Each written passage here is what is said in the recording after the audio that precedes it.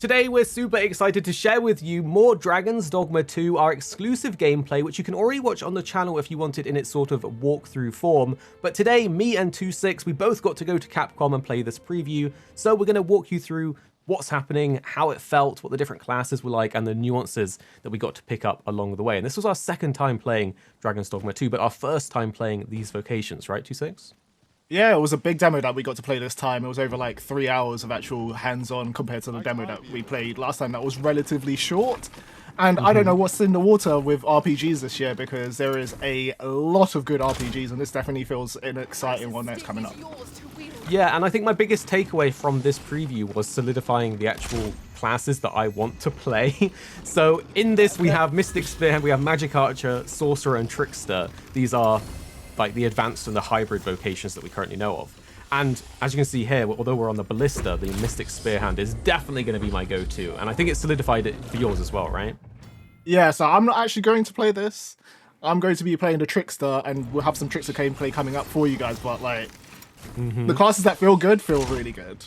Definitely. I really enjoyed my time with Mystic Spearhand. The Ballista was pretty cool to use there. And you can see this crazy Drake fight where he's also fighting like an ogre as well, or a cyclops.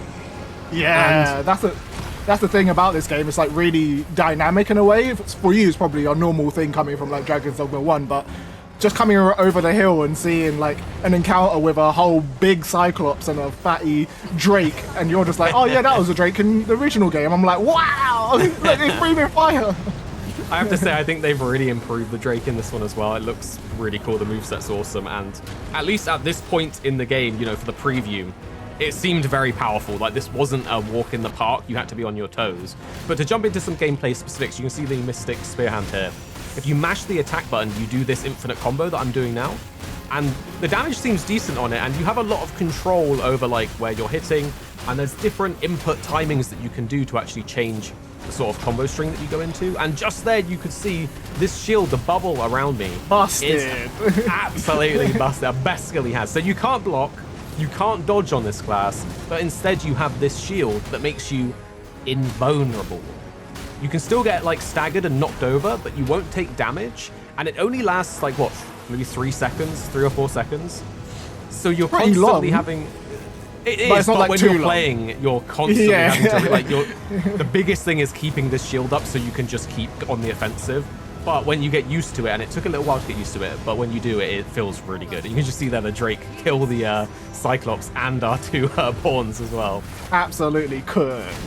And that's another cool move just there. So with your R1, you can charge it and then teleport to the thing that you hit when they glow. And it's really finicky on the timing. But when you get it, you feel like such a badass. And then you can combo that with one of your abilities, like the one I used there that like dashes upwards.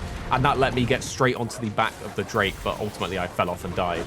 And here we have another, this was actually, right, so we played the Mystic Spearhand a bit to level it up a few times and unlock its extra moves. So these are moves that other people perhaps might not have got to use. So this is a really cool preview of a few moves that you get at higher level, and I think there's more to come. But this one is my favorite. Oh, this is so funny. He absolutely gets yeeted, like, see you then. It is literally a home run, isn't it? It's a really long wind up. Apparently you can do this on larger monsters as well, although it won't fling them. It will just sort of like stagger them or flinch them.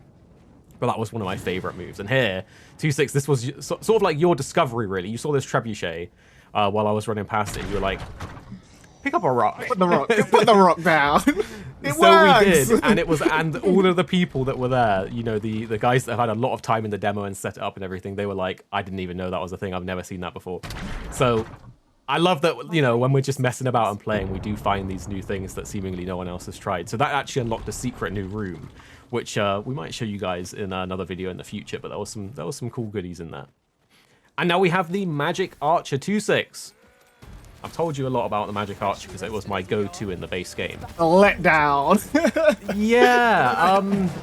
Okay, so I will caveat this. It's a preview. Balancing can change. We don't know what equipment we have. We don't know how overpowered, underpowered we are relative to what we're fighting in the game, right? But the biggest thing for me about the Magic Archer in the first game was that you had your double daggers and you could swap to them, and you had a whole nother set of skills that you could do with your daggers that were all magic focused. So you could play ranged, you could play melee, you could jump on the monster and immolate and start attacking and whatnot. And it seems like from what we got to play of this Magic Archer, you only have the bow, so you only have your bow skills. So the whole dagger moveset seems to be gone. We don't know what you unlock at higher levels if you get that later on in the game. We just don't know. But out of all the skills we tried, I felt they were a bit lackluster, not gonna lie. What did you think?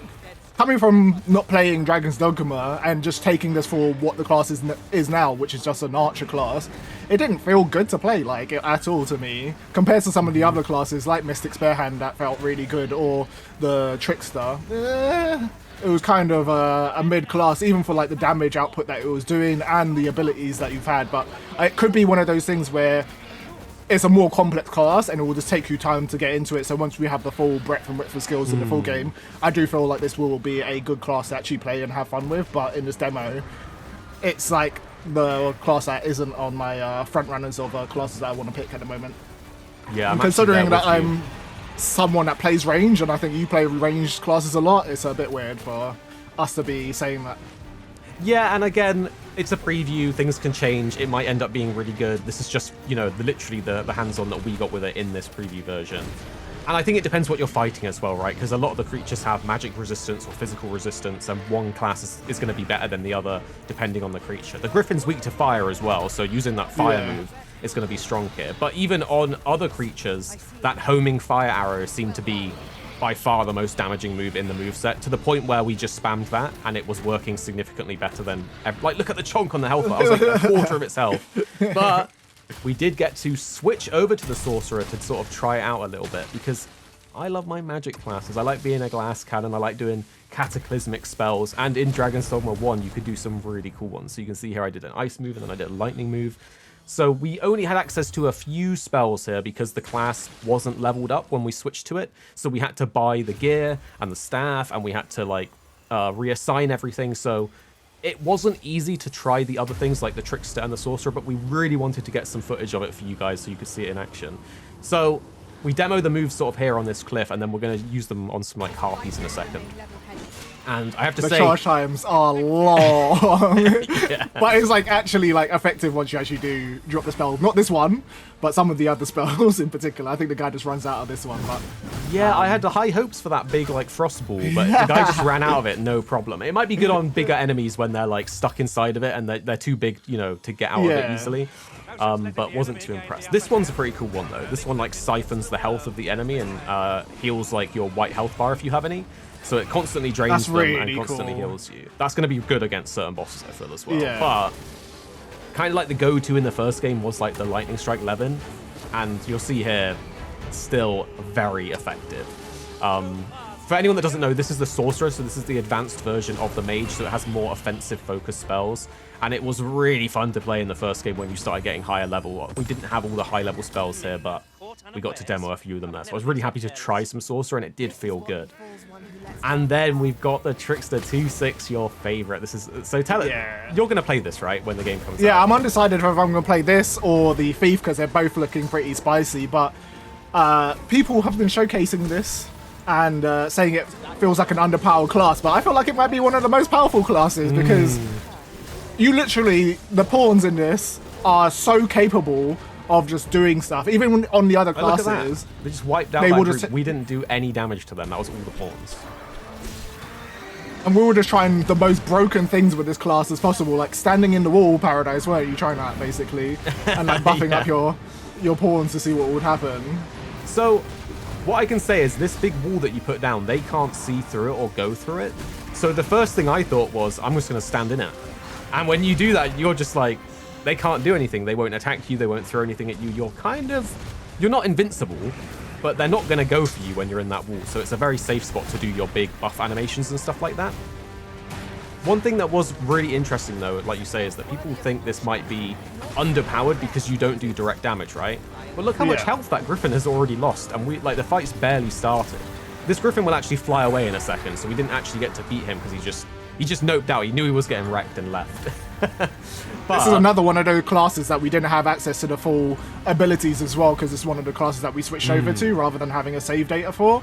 And you can still see that it's doing damage, so it made me more excited to try this out, especially how you can set up traps for enemies and stuff, because we weren't too sure of how the class would play outside of throwing things off of cliffs that have been shown off on other videos. In this one, you can literally just have your pawns go in. So if you have the correct pawn set up and you have like thieves and like sorcerers and all of that stuff going off, then I can see this class doing really well. So something here is going to happen soon that was really fun, really funny to us. I'm stood in the wall and I'm like, I'm safe. They can't get me. Let me do my like buffs on my pawns. And what will happen soon is the timer will go and the wall will despawn and I'm going to get attacked. But the actual class plays really fun, which I thought was quite surprising because I want to be in the thick of the action normally in like Dragon's Dogma. Whereas this class is all about hanging back. Oh, so you see the walls just disappeared, right? So we're about to get yeeted. He's like, get over here. So the whole point of this class is that the smoke builds up aggro, right? So that they target you. Then you can put a clone somewhere and they'll go for the clone. And you can do this to make enemies jump off of cliffs or to just stop them from attacking your pawns so your pawns can get damage in. And there's this topple mechanic as well that we're going to see in action very soon where when the enemy is a bit off balance, you can grab its leg, and just like there, you can see the pawn did it, slam it into the wall, which actually finished that ogre off, which was really cool. It knocked his head. It's knocked his head. That was dangerous. So watch out. Be a bit more careful. And just in case you thought this class wasn't going to be strong, look how quickly they're going to deal with this ogre. Bearing in mind, we as the player character are dealing no direct damage. Nothing that we do as a trickster is inflicting damage. This is all the buffed up pawns damage, and they just absolutely wreck this guy. He barely can't move. They're doing the tech on him. They're pushing him over again. So overall, absolute blast to play the Trickster and the Mystic Spearhand. And I think I'm definitely going to play these when the game comes out. Yeah.